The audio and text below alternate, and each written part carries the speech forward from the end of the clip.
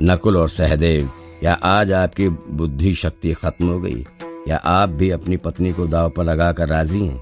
अगर आपके बड़े भाइयों ने अपनी बुद्धि का त्याग कर दिया था तो कम से कम आप दोनों तो उन्हें समझा सकते थे ना? या आप भी इनकी तरह चौसर में अंधे बन गए थे? मैं तो समझी थी कि मैं एक मर्यादाशील परिवार में बहू बनकर जा रही हूँ, लेकिन ये नहीं जानती थी कि वो बहू एक दिन जुए में दांव लगाने के काम आएगी। आज मेरा ये भ्रम टूट गया है कि मैंने एक आदर्श कुल में विवाह किया है, क्योंकि यहाँ तो ना कोई आदर्श है, ना संस्कार है, ना कोई परंपरा है और ना ही कोई नियति है। तब कर्ण ने मुस्कुराकर कहा, अरे वाह द्रौपदी, आज बार बार तुम्हारी कड़वी जबान से आदर्श और संस्कार जैसे शब्द सुनकर आश्चर्य हो रहा है। उस दिन ये शब्द कहाँ थे जब तुमने भरे दरबार में मुझे सूत पुत्र कहकर मेरा अपमान किया था?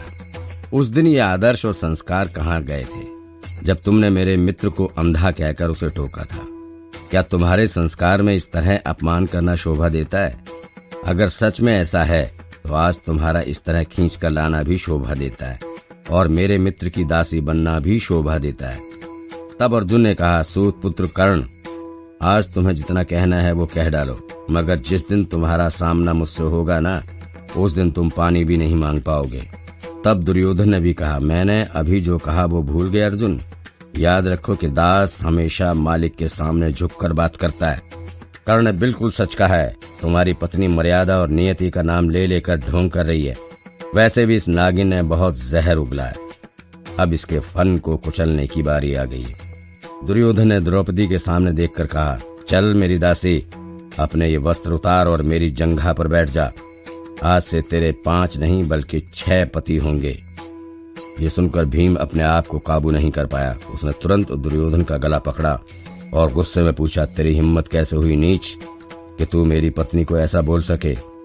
युधिष्ठिर ने भीम को शांत किया। भीम का गुस्सा अभी भी ज्वालामुखी की तरह दहक रहा था।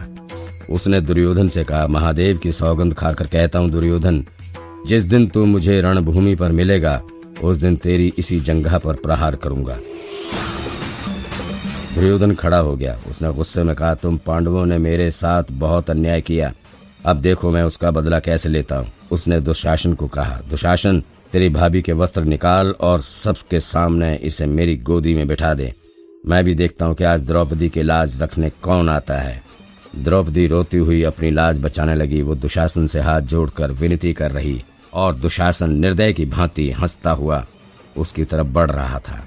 दुशासन ने द्रौपदी की साड़ी का पल्लू खींचा और द्रौपदी को निर्वस्त्र बनाने लगा। द्रौपदी ने अपनी आंखें बंद कर ली और हाथ जोड़कर भगवान श्री कृष्ण को याद करने लगी। रोते रोते वो सिर्फ एक ही नाम का जप कर रही थी, कृष्ण कृष्ण कृष्ण। पांडव अपना सिर झुकाकर बैठे रहे। गुरु द्रोणाचार्य, गुरु कृपाचार्य, महाराज धृतराष्ट्र, पितामह ने भी अपना सिर झुकाकर हस्तिनापुर की कुलवधू की इज्जत को नीलाम होने दिया। कोई कुछ नहीं कर पाया। इस दृश्य का आनंद लेने वाले शकुनी मामा और दुर्योधन जोर जोर से हंस रहे थे। दुशासन लगातार द्रौपदी की साड़ी खींचने लगा और द्रौपदी कृष्ण नाम का रटन करने लगी। लेकिन एक सच्चे भक्त की पीड़ा अपने भगवान से कितनी दूर रह सकती है भला? उस समय कृष्ण तो द्वारका थे, लेकिन वहीं से उन्होंने द्रौपदी की सहायता की थी। उन्होंने द्रौपदी के साड़ी को अक्षय साड़ी में बदल दिया, जिसे चाहे कितना भी खींचा जाए वो साड़ी कभी खत्म नहीं होती। हस्तिनापुर के राज दरबार में चमत्कार होने लगा। दुशासन द्रौपदी की साड़ी दुगनी जोरों से खींचने लगा। द्रौपदी को निर्वस्त्र देखने के लिए दुर्योधन, कर्ण और शकुनी मामा बड़ी बेसब्री से इंतजार कर रहे थे, लेकिन कृष्ण ने ऐसा होने नहीं दिया। भगवान के होते हुए भक्त कभी परेशान नहीं होता। आखिर दुशासन साड़ी खींचते खींचते थक गया, लेकिन द्रौपदी की साड़ी खत्म ही नहीं हो रही थी। सबकी नजर द्रौपदी पर अटकी रही। सब आश्चर्य में पड़ गए कि भला ये कैसा चमत्कार है। दुशासन थककर नीचे गिर गया और अभी भी द्रौपदी कृष्ण कृष्ण कहकर रोती रही। उसकी लाज श्री कृष्ण ने रख ली थी। पहले जो कृष्ण नाम लेती थी उसमें प्रार्थना का भाव था, और अब जो कृष्ण का नाम ले रही थी वो आभार का भाव था। तब भीष्म पितामह ने कहा, आज हस्तिनापुर की लाज भरे दरबार में नीलाम होने वाली थी, लेकिन भगवान श्री कृष्ण का लाख लाख धन्यवाद कि सही वक्त पर आकर उन्होंने द्रौपदी की लाज रखकर हस्तिनापुर की लाज रख ली। इसलिए मैं गंगा पुत्र भीष्म ये आदेश देता हूं कि इस चौसर के खेल को यहीं समाप्त कर दिया जाए। आखिरकार भीष्म पितामह ने चौसर के खेल को बंद करवाया। उन्होंने पांडवों को उनकी संपत्ति वापस लौटा दी, लेकिन पांडवों ने कहा कि जो हार गए तो हार गए। 12 वर्ष का वनवास और 1 वर्ष का अज्ञातवास स्वीकार करते हैं, क्योंकि वे नहीं चाहते नियमों का उल्लंघन हो। महाराज धृतराष्ट्र ने कहा, पांडवों तुम भी मुझे उतने ही प्यारे हो जितने कौरव हैं। मेरी प्रार्थना है कि आज यहाँ जो कुछ भी हुआ उसे भूल कर एक नई जिंदगी शुरू करना।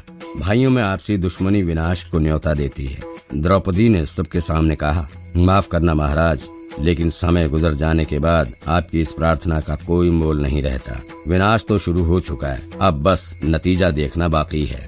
आज से मैं प्रतिज्ञा लेती हूँ कि जब तक मैं दुशासन के लहू से मेरे बाल नहीं धो लेती, तब तक मैं बालों का जूड़ा नहीं बांधूंगी। मेरे ये खुले बाल पांडवों को आज का दिन हमेशा याद दिलाते रहेंगे। उनके साथ महारानी कुंती भी वनवास जाने के लिए तैयार हो गई, लेकिन पांडवों ने उन्हें अपने साथ ले जाने से इनकार कर दिया। अर्जुन ने कहा, माँ ये भूल हम 5 भाइयों ने की है, इसलिए इसका प्रायश्चित भी हमको ही करना चाहिए। इसमें आपका भला क्या दोष है? आप हमारे साथ वनवास नहीं जा सकते। कुंती ने कहा, बेटे इस घटना में मेरा भी उतना ही दोष है जितना तुम लोगों का है। अगर मैंने तुम लोगों को चौसर खेलने से रोका होता तो शायद ये दिन देखना नहीं पड़ता, इसलिए मैं भी तुम्हारे साथ वनवास आ रही हूँ। युधिष्ठिर ने कहा, माँ आपका कोई दोष नहीं, हम पर विश्वास कीजिए, हम जल्द ही वापस लौटेंगे। आप यहीं रहकर हमारा इंतजार करिए। उन्होंने द्रौपदी से कहा, द्रौपदी तुम भी समझाओ माँ को। द्रौपदी ने कहा, माँ पांडव ठीक कह रहे हैं, आपकी इस अवस्था में वनवास करना सही नहीं। मेरा भी आपसे यही आग्रह है कि आप हमारे साथ ना आए